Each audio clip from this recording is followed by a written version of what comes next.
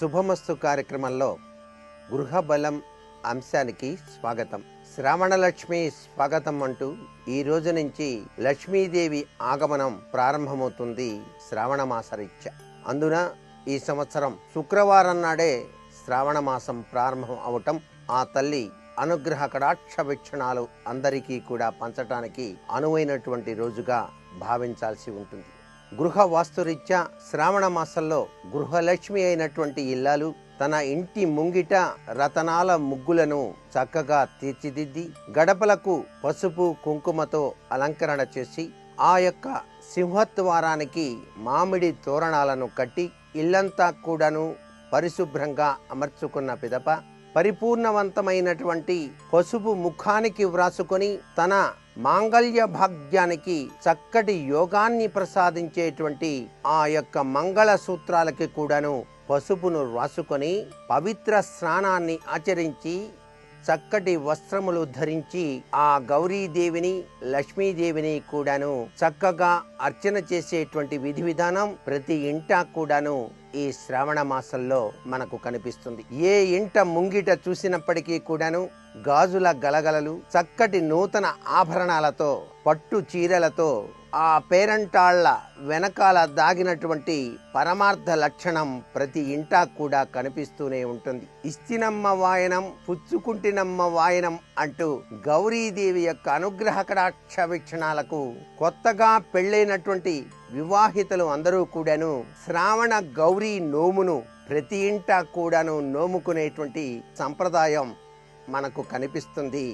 ఈ శ్రావణ మాసంలో పరమేశ్వరుని యొక్క అనుగ్రహ కటాక్ష వీక్షణాలు ఉంటేనే కదా మబ్బులు కూడాను చక్కటి వర్షాన్ని ప్రసాదించేది.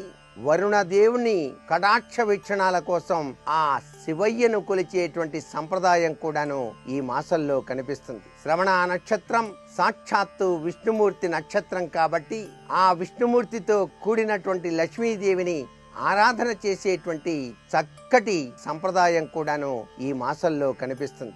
వాస్తుశాస్త్ర రీత్యా కూడాను ప్రతి ఇంటా కూడాను విష్ణు సహస్రనామ పారాయణ, లక్ష్మీదేవి యొక్క అష్టోత్తరనామాలు, అలాగే కనకధార స్తవాలు చక్కగా ప్రతి ఇంటా కూడాను వీణుల విందుగా వినిపించేటువంటి చక్కటి భావన పరంపర మనకు కనిపిస్తుంది ఈ శ్రావణ మాసంలో. అందుచేతనే శ్రావణ మాసంలో ప్రతి ఇంట్లో కూడాను కలశ స్థాపన చేసుకొని కలశారాధన చేసి గౌరీదేవిని లక్ష్మీదేవిని అర్చించేటువంటి విధి విధానం కనిపిస్తుంది. కాబట్టే ఏ ఇంట లక్ష్మీదేవికి సంబంధించినటువంటి పద్మ పుష్పాలతో కనుక ఆరాధన చేసినట్లయితే, అలాగే సాయం సంధ్యా సమయంలో పెద్ద ముత్తైదువులను పిలిచి వారికి చక్కగా బొట్టు పెట్టి కంఠాన గంధాన్ని పూసి వాయనాలు ఇవ్వటం వెనకాల అంతరార్థం సౌభాగ్య చిహ్నానికి నిదర్శనంగా చెప్పడం జరుగుతుంది.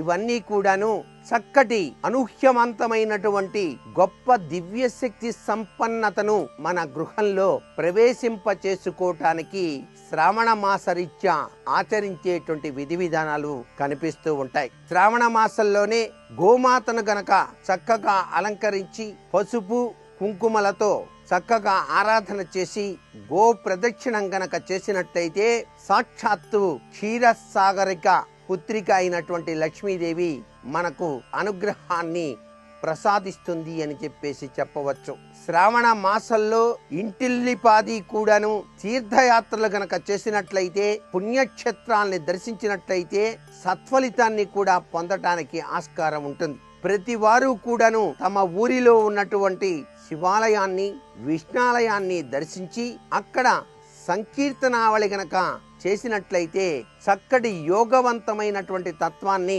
ఆ శివకేశవులు మనకు ప్రసాదిస్తారు అని చెప్పడంలో ఏమాత్రం సందేహం లేదు. ఇంతటి గొప్ప ఉన్నతమైనటువంటి ఈ శ్రావణ మాసంలో లక్ష్మీదేవిని చక్కగా ఉపాసించేటువంటి మంత్రానుష్ఠాన తత్వం కనిపిస్తుంది. పూర్ణిమకు ముందు వచ్చేటువంటి శుక్రవారం నాడు ప్రతి గృహిణి కూడాను వరలక్ష్మి వ్రతాన్ని ఆచరించినట్లయితే ఆ తల్లి సిరి సంపదలతో పాటు సర్వ సౌభాగ్యాల్ని కూడాను ప్రసాదింపచేస్తుంది అని చెప్పేసి ప్రతి ఇంట్లోనూ జరుపుకునేటువంటి నోము వెనకాల దాగిన పరమార్థం గృహ వాస్తు కూడాను చక్కటి యోగవంతమైనటువంటి సత్ఫలితాన్ని ప్రసాదిస్తుంది. కారణం, మానవ జీవితంలో గ్రహాల యొక్క ప్రభావం 60%, వాస్తు యొక్క ప్రభావం 20%, దైవ చింతన యొక్క ప్రభావం 20% ఉంటుంది. కాబట్టి ఈ దైవ చింతన బలం గనక అధికంగా ఉన్నట్లయితే వాస్తురీత్యా ఉన్నటువంటి దోషాలు కూడాను పటాపంచలు కావటానికి ఈ యొక్క శ్రవణ మాసం ఎంతగానో సహకరిస్తుంది.